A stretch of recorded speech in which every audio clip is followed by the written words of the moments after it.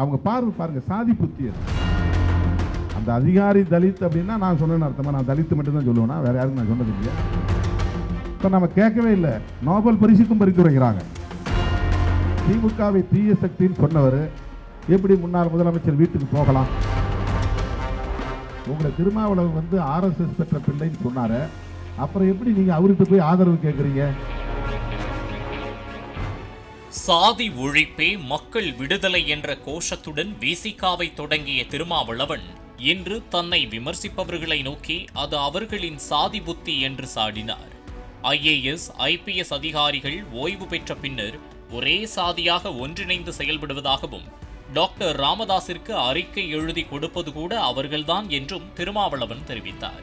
ஏதோ நான் சொல்லி தான் வந்து DGPயை போட்டாங்க, நான் சொல்லி தான் வந்து DVSCக்கு தலைவரை போட்டாங்க, நான் சொல்லி தான் வந்து லாண்ட் ஆர்டர் போட்டாங்கிற மாதிரி தவறான தகவல். அந்த அதிகாரி தலித் அப்படின்னா நான் சொன்னேன்னு அர்த்தமா? நான் தலித்து மட்டும்தான் சொல்லுவேன்னா, வேற யாருக்கும் நான் சொன்னது இல்லையா? அவங்க பாருங்க சாதி புத்தி அது. அந்த சாதி புத்தியிலிருந்து வரக்கூடிய வெளிப்பாடு அது. இந்த ரிட்டையர்டு IAS ஆஃபீஸர்ஸ்லாம் அப்படியே போய் அந்தந்த சாதி அடிப்படையில் ஒன்றா சேர்ந்துருவாங்க. இப்போ மருத்துவர் ராமதாஸ் வந்து ஒரு கட்சி நடத்துகிறாருன்னா அந்த சமூகத்தில் இருக்கிற ரிட்டையர்டு IAS ஆஃபீஸர்லாம் அவருக்கு பின்னால் இருப்பாங்க. அவருக்கு பட்ஜெட் எழுதி கொடுப்பாங்க, அவருக்கு அறிக்கை எழுதி கொடுப்பாங்க, அவருக்கு ஆலோசனை கொடுப்பாங்க. இது மாதிரிலாம் என் பின்னால் யாராவது ஒரு IAS அதிகாரி வந்து பார்த்துருக்கீங்களா?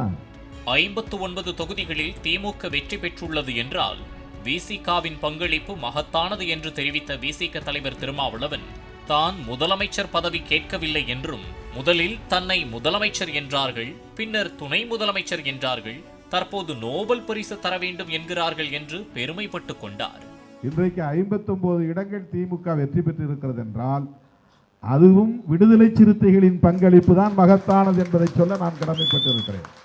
அதை கூட அந்த அளவுக்கான எண்ணிக்கையை தக்க வைத்ததில் சிறுத்தைகளின் பங்கு மகத்தானது. நாம் யாரும் சொல்லலை, அவங்களா வந்து என் பேரை ப்ரப்போஸ் பண்ணுறாங்க.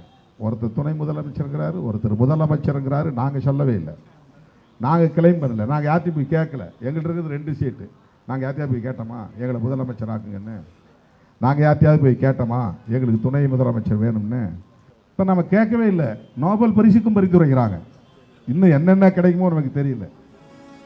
திமுகவை தீய சக்தி என்று விமர்சித்துவிட்டு MK ஸ்டாலினை சந்தித்து வாழ்த்து பெற்றது ஏன் என்று விஜயிடமும், திமுகவை தீய சக்தி என்று விமர்சித்த விஜயை வரவேற்று வீட்டிற்குள் அழைத்துச் சென்றது ஏன் என்று திமுக தலைவர் MK ஸ்டாலினிடமும் செய்தியாளர்கள் கேள்வி எழுப்ப வேண்டும் என்றும் திருமாவளவன் வலியுறுத்தினார். திமுகவை தீய சக்தின்னு சொன்னவர் எப்படி முன்னாள் முதலமைச்சர் வீட்டுக்கு போகலாம்? யாராவது கேட்டீங்களா? தீய சக்தின்னு சொன்னாரா இல்லையா?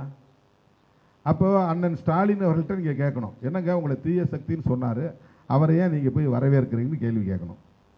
அல்லது நீங்கள் தீய சக்தின்னு சொன்னீங்க, அவரை எதிர்த்து தானே உங்களுக்கு மக்கள் ஓட்டு போட்டாங்க, அப்புறம் எந்த அடிப்படையில் நீங்கள் அவர் வீட்டுக்கு போனீங்க, அவரை போய் அவருடைய வாழ்த்துக்களை பெற்றீங்க அப்படின்னு நம்முடைய முதலமைச்சர் விஜய் அவர்களை பார்த்து கேட்கணும். யாராவது கேட்பாங்களா? செய்தியாளர்கள் எல்லா கேள்விகளையும் தன்னிடமே கேட்பதாகவும், விஜயிடம் சென்று உங்களை RSS பெற்ற பிள்ளை என்று விமர்சித்த விசிக தலைவர் திருமாவளவனிடம் ஏன் ஆதரவு கேட்டீர்கள் என்று யாரும் இதுவரை கேட்கவில்லை என்றும் சலித்துக் கொண்டார். உங்களை திருமாவளவன் வந்து RSS பெற்ற பிள்ளைன்னு சொன்னாரு, அப்புறம் எப்படி நீங்க அவர்கிட்ட போய் ஆதரவு கேட்குறீங்க அப்படின்னு யாரும் ஒருத்த கூட விஜய்கிட்ட கேட்கல? கேட்கணுமா இல்லையா? இதுதானே நியாயம், இதுதானே ஜனநாயகம். திரு விஜய் அவர்களே, உங்களை அவ்வளோ கடுமையாக திருமாவளவன் விமர்சித்தார், RSS பெற்ற பிள்ளைன்னு சொன்னார், அவர்கிட்ட நீங்கள் வந்து வெளிப்படையாக ஆதரவு கேட்குறீங்க அப்படின்னு கேட்டிருக்கணும். கேட்க மாட்டாங்க.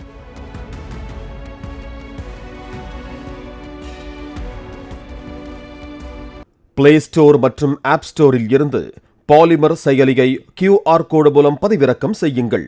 செய்திகளை உடனுக்குடன் பெறுங்கள்.